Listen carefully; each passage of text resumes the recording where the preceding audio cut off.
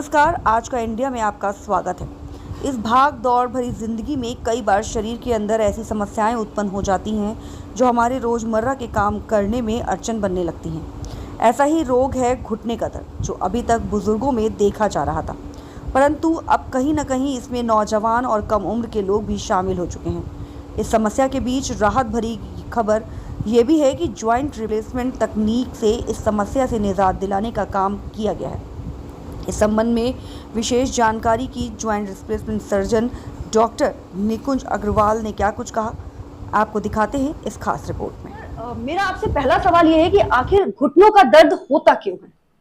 बहुत अच्छा प्रश्न है ये। मैं कहूँगा घुटनों का दर्द हमारे सारे जो पॉपुलेशन है उसमें सबसे ज्यादा जो जोड़ है घुटनों का वो प्रभावित होता है। और वो इसलिए होता है क्योंकि घुटनों का जो जोड़ है वो सबसे ज्यादा वजन लेता है हमारे शरीर का। हमारे शरीर का करीब 4 से 5 गुना वजन हमारे घुटनों पे आता है, जिसके रहते जैसे जैसे उम्र बढ़ती जाती है, जैसे 40, 45, 50 साल के बाद ये घुटनों में घिसावट के जो कारण है वो एक बहुत बड़ा कारण है जो कि दर्द की समस्या पैदा करता है। और जैसे जैसे हमारे गाड़ी के टायर ज्यादा चलने से घिसने लगते हैं, उसी तरीके से हमारे जो घुटने हैं वो एक तरीके के टायर हैं हमारे शरीर के। और जितना उम्र बढ़ती है, जितना हम ज्यादा इसको यूज करते हैं, एक उम्र के बाद धीरे धीरे उसमें घिसावट आने लगती है, जिसको हम आम भाषा में गठिया बोलते हैं। और धीरे धीरे उसमें गठिया की परेशानी बढ़ती जाती है। लेकिन डॉक्टर, जैसा कि आपने कहा कि घुटनों के दर्द का जो सबसे बड़ा कारण है वो वजन बढ़ना है, तो इस तरीके से देखा जाए तो ये समस्या उनमें ज्यादा होनी चाहिए जिनके शरीर का वजन ज्यादा है। बिल्कुल। लेकिन जो पतले दुबले हैं, जिनका वजन भी कम है, उनमें भी घुटनों का दर्द बहुत ज्यादा देखा गया है। इसका क्या कारण है? बहुत बहुत सही प्रश्न है ये। मैं ये कहना चाहूंगा कि वजन तो वाकई में एक सबसे बड़ा रीजन है जो कि घुटनों की समस्या पैदा करता है, बट इसके अलावा भी बहुत सारे कारण हैं जिसकी वजह से घुटनों में गठिया पैदा हो सकती है।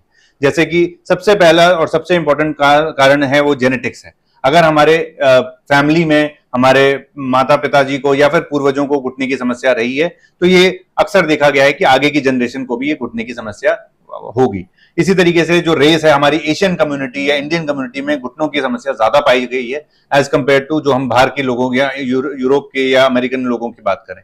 इसके साथ साथ महिलाओं में घुटनों की समस्या काफी ज्यादा पाई गई है क्योंकि उनके हार्मोनल चेंजेस होते हैं एक समय के बाद, एक उम्र के बाद, जिसकी वजह से घुटनों की समस्या हमें महिलाओं में ज्यादा मिलती है पुरुष के मुकाबले। अच्छा, क्या घुटनों के दर्द में सबसे बड़ा कारण एक ये बार बार ऊपर चढ़ना और सीढ़ियों का बार बार इस्तेमाल करना भी है? अगर घुटने की समस्या शुरू हो गई है तो यकीनन घुटनों को जितना ज्यादा इस्तेमाल करा जाएगा, खास करके सीढ़ियां, बड़ी सीढ़ियां चढ़ना उतरना, ऊबड़ खाबड़ सड़क पर चलना या चढ़ाई करने से घुटनों की समस्या बढ़ सकती है। इसीलिए चौकड़ी मारना, इंडियन टॉयलेट पर बैठने को मना करा जाता है अगर घुटनों की समस्या है। ये भी जरूरी है समझना कि अगर घुटनों की समस्या नहीं है या फिर युवा अवस्था में यंग एज में हमें घुटनों की सारी एक्सरसाइजेज अच्छे से करनी चाहिए जिससे ये घुटने की समस्या पैदा ही ना हो। डॉक्टर, कुछ प्रैक्टिकल करके हम समझना चाहेंगे, अपने दर्शकों को समझाना चाहेंगे कि आखिर ये घुटने का दर्द किस तरह से स्टार्ट होता है। तो मैं अगर ये बताना चाहूं आपको इसके माध्यम से, ये हमारा एक नॉर्मल घुटना है जिसमें ये जांघ की हड्डी है और ये पैर की हड्डी है। दोनों के एंड्स पे एक परत सी चढ़ी होती है जिसको हम कार्टिलेज बोलते हैं।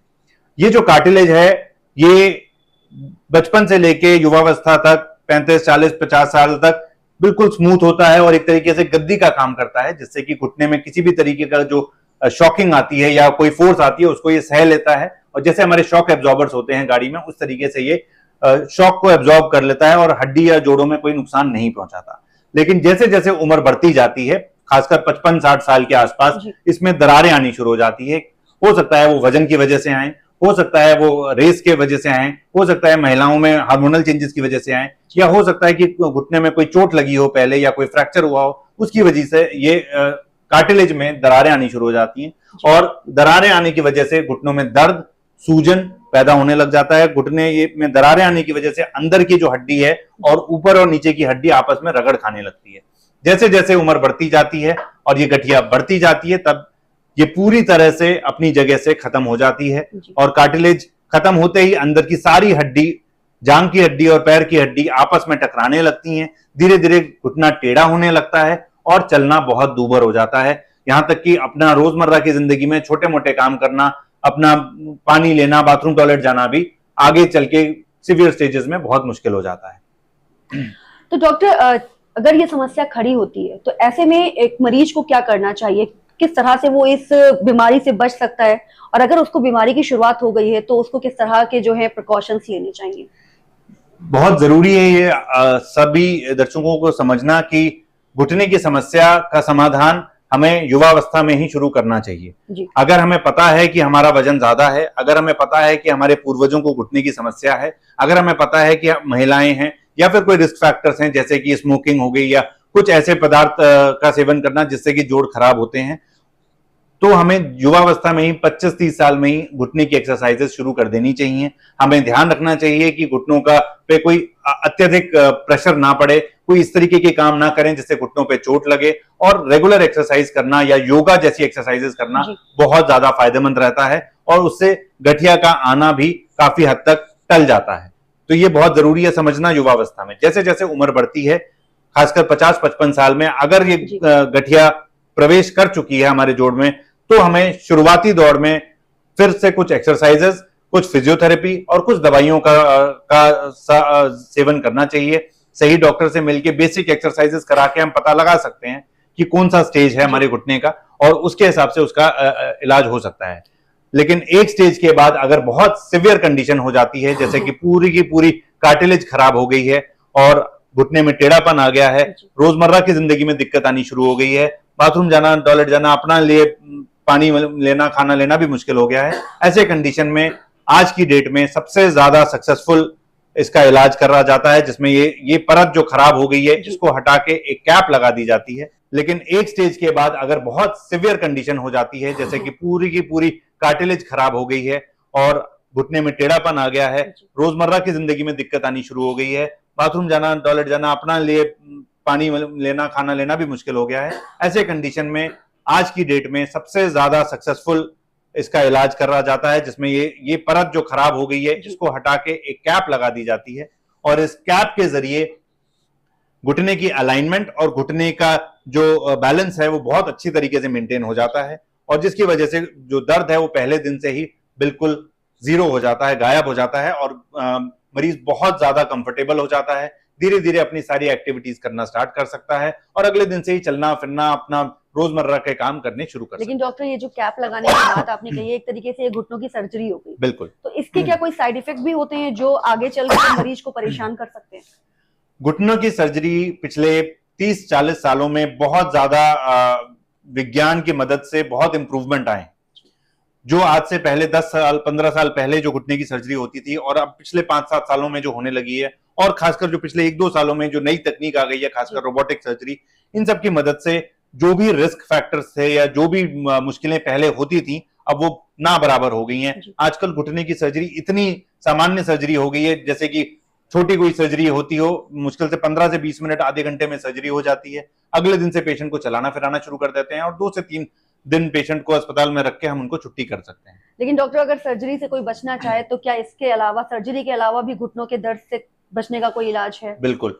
अगर जैसे मैंने बताया, शुरुआती दौर में अगर गठिया है, ग्रेड 1 या ग्रेड 2 है, उसमें हम कुछ एक्सरसाइजेस, फिजियोथेरेपी, कुछ दवाइयां जो कि सही डॉक्टर से सलाह करके ली जा सकती हैं, और कुछ इंजेक्शंस, किसी मरीजों में हमें इंजेक्शंस, खासकर के जो ग्रीस के इंजेक्शंस होते हैं उनकी मदद से, या पीआरपी के इंजेक्शंस या स्टेम सेल थेरेपी शुरुआती दौर में काफी लाभदार होते हैं और मरीजों को उनका फायदा उठाना चाहिए। आखिरी सवाल है डॉक्टर, लोगों से क्या कहना चाहेंगे कि रोजमर्रा की जिंदगी में वो किस तरह की जीवन को जीना शुरू करें जिससे इस तरह की समस्याएं, जैसे घुटने का दर्द है या और भी किसी जॉइंट में पेन की समस्या है, उससे वो बच सके? देखिए, मैं सबसे यही गुजारिश करना चाहूंगा कि सबसे अच्छा जगह जो आप सबके लिए रहने की है वो आपकी अपनी बॉडी है। तो आप अपने जोड़ों का, अपने हड्डियों का और अपने बॉडी का सबसे ज्यादा ध्यान रखें, और ये ध्यान शुरुआत से ही शुरू हो जाना चाहिए। जैसे ही टीनेजर्स आते हैं उनमें भी आजकल पाया गया है बहुत सारी समस्याएं आ गई हैं, तो basic exercises, stretching exercises, running या बेसिक वेट वाली एक्सरसाइजेस हमें रेगुलरली करनी चाहिए। खासकर जो यंग यूथ हैं, जो आजकल वर्क फ्रॉम होम का हेल्प लेने की वजह से उनकी बिल्कुल चलना फिरना बिल्कुल खत्म सा हो गया है, ऐसे कंडीशन में हमें जरूरी है समझना कि हमें अपनी शरीर का ध्यान रखना बहुत जरूरी है। कम से कम आधा घंटा सुबह और आधा घंटा शाम हमें डेडिकेटेड टाइम देना चाहिए अपने शरीर को, जिससे हमें सारे जोड़ों को पूरा स्ट्रेच करके एक्सरसाइजेस करनी चाहिए। घुटनों की खासतौर पर स्ट्रेंथनिंग एक्सरसाइजेस करनी चाहिए। ध्यान रखना चाहिए कि हम कोई गलत तरीके से उस पर प्रभाव ना डालें, बहुत ज्यादा चढ़ाई वाले काम ना करें, और अगर वो करना है, जैसे किसी को ट्रैकिंग वगैरह करनी है, तो उससे पहले हम प्रॉपर वार्म अप करें, प्रॉपर उस तरीके की ट्रेनिंग लें और तब हम आगे बढ़ें। जिन लोगों में समस्या ये प्रवेश कर चुकी है, उन लोगों को ध्यान रखना चाहिए कि चौकड़ी मारना, इंडियन टॉयलेट्स या सीढ़ियां या ऊबड़ खाबड़ सड़क पे चढ़ना, चढ़ाई, ये सब चीजें नहीं करनी चाहिए और सही समय पे सही। आप देख रहे हैं न्यूज आज का इंडिया 24/7 सबसे आगे।